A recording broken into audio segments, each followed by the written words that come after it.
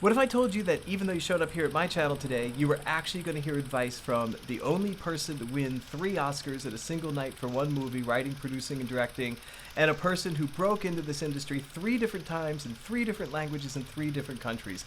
We all know how hard it is to do it once. Today, we are going to hear from the legendary writer-director Billy Wilder and his tips for screenwriting success. Billy Wilder was born in Vienna, Austria, and eventually lived to be nearly 100 years old. He conquered Hollywood. He had a 5-decade career that was almost incomparable as a writer and a director. He left us behind a bunch of great screenwriting advice, and the writer-director Cameron Crowe collected it all in a book of interviews that he did with Wilder around the time that Cameron Crowe was making Almost Famous. It's a wonderful book, Conversations with Wilder. Couldn't be a better reference for screenwriters. Billy Wilder's career is really something special.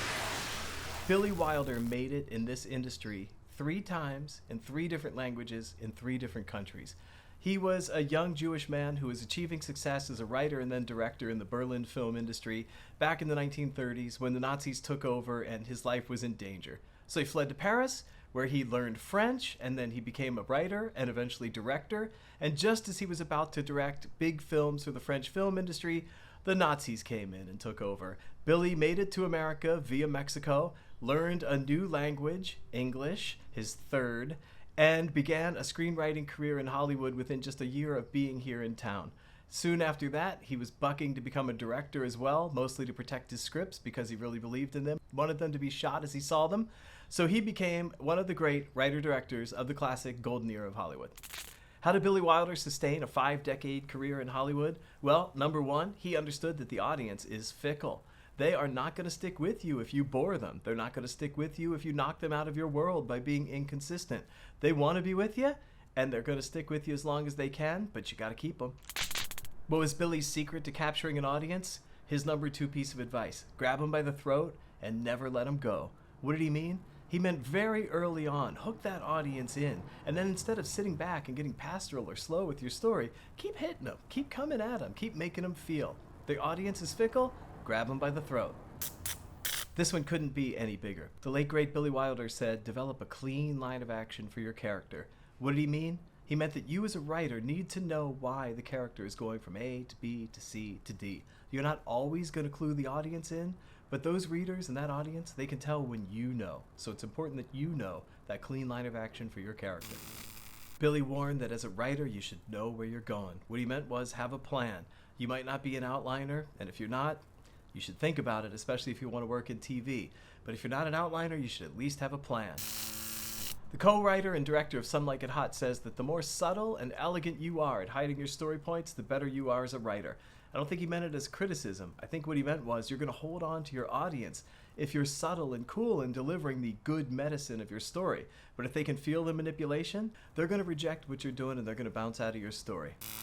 What did Billy have to say about endings? He said if you've got a problem in the 3rd act, you've most likely really got a problem in the 1st act. What's he talking about? Maybe you haven't laid the groundwork properly. Maybe you haven't gotten the audience there emotionally. Maybe you didn't give us the tools to participate to get where your ending is sticking. All you got to do, if you got problems with Act 3, is go back, look at the beginning, and see what you missed. Billy Wilder's great hero was the director Ernst Lubitsch. Guy directed amazing romantic comedies back in the 30s and 40s, and what Lubitsch taught Billy was, you gotta let the audience add up 2 plus 2. What does it mean? Don't spoon-feed them answers. Lay out the clues and let the audience piece it together themselves. They will love you forever for that. We don't really do voiceover quite as often as they did back in Billy's day, and in a lot of ways it's a shame because Billy was one of those people who was a master at introducing it. If you look at the opening of The Apartment or Sunset Boulevard, amazing narration. Billy's big rule about narration was, don't ever tell them what they're already seeing. Tell them something about it. Tell them something emotional and underneath. Don't just tell them what we're watching on the screen. This one might sound a little obvious when you hear it, but when you put it into practice, you realize how deep this idea really is. What Billy said was that the event that happens at the end of the 2nd act of your movie triggers all the action of the 3rd act, a short 3rd act usually, by the way.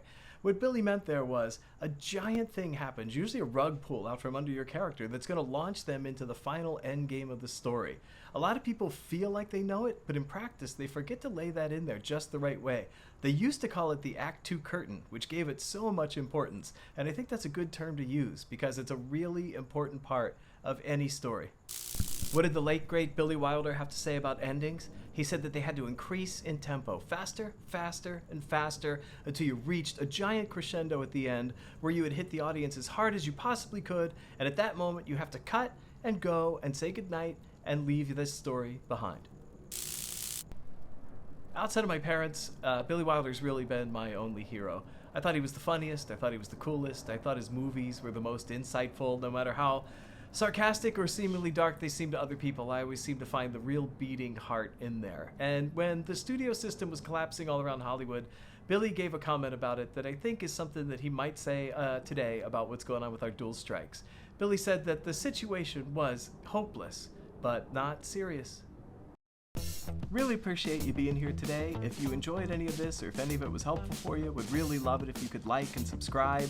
It really helps the channel out as we're trying to grow.